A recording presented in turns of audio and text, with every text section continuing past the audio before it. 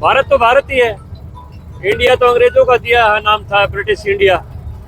वास्तव में तो भारत की पहचान भारत से ही है। जो हमारे भारत के नाम से भारत जो नाम पड़ा है, तो भारत तो वास्तविक नाम हमारा भारत भूमि है, इंडिया भूमि कभी रहा ही नहीं। ये तो अंग्रेजों का दिया हुआ नाम था। और ब्रह्मवश, जैसे ब्रह्मवश सर्वभूतानि निरंतरुडानि माया, ब्रह्मवश इधर उधर भटक रहे थे, तो भ्रमित होके अगर आदमी कोई किसी विदेशी कंपनी का लिया हुआ नाम अगर अपने देश का मानता है, तो ये उसका अपना भोलापन मैं कहूँगा। मैं ज़्यादा कोई ऐसी बात नहीं, कटु बात नहीं कहता, लेकिन ये मैं कहूँगा कि वास्तविक हमारा देश है, उसका नाम भारत है। भूपेंद्र हुड्डा के अब नारे लगने शुरू हो गए हैं, दोनों बेटे गो बैक, बेटा बाप बेटे की नहीं चलेगी, क्या कहना चाहिए? देखिए, तो गो बैक पब्लिक ने पहले कर दिए 2019 में, दोनों बाप बेटा हरा दिए, तो अब दोबारा गो बैक करने की जरूरत नहीं है, तो गो बैक ही है। आप इस समय आम जनता के लिए क्या संदेश देना चाहेंगे जन्माष्टमी के दिन? यही कहूँगा कि भारत का जो गौरव देश के प्रधानमंत्री ने बढ़ाया है, आज भारत इंग्लैंड को पछाड़ के विश्व की 5वीं आर्थिक महाशक्ति बन गई है।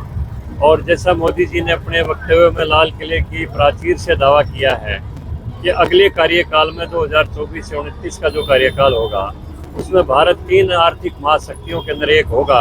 और 2047 जब भारत आज़ादी के 100 वर्ष पूरे करेगा, तो विश्व का श्रोमणी देश भारत होगा। तो उसी ओर हम सबको चलना चाहिए। ऐसे संकल्पवान, ऐसे सिद्धिवान प्रधानमंत्री बहुत ही दुर्लभ है इस देश को मिलना, और बड़े सौभाग्य की बात है कि ऐसे चरित्र के, ऐसे संकल्प के प्रधानमंत्री हमें मिले हैं। हम उनके पद चिन्हों पर चलकर देश को एक विश्व गुरु का रूप दे सकते हैं। G20 भी जो है शुरू होने वाला है। भारत के गौरव की बात है। G20 शुरू होने वाला नहीं, शुरू हो चुका है, और काफ़ी दिनों से शुरू हो चुका है। अब तो दिल्ली के अंदर इसका प्रोग्राम चल रहा है, 7 तारीख से 10 तारीख तक ये दिल्ली इसका समापन है G20 का। और हम 40 देशों का एक आतिथ्य के रूप में प्रतिनिधित्व यहाँ पर कर रहे हैं उनका। यहाँ पर अपने देश के अंदर हमारा सौभाग्य है कि हम 40 देशों का यहाँ पर एक आतिथ्य बनकर यहाँ पर हमारा गौरव उन्होंने बढ़ाया है। तो ये बहुत बड़ी बात है भारत के लिए, G20 का एक आतिथ्य बनना।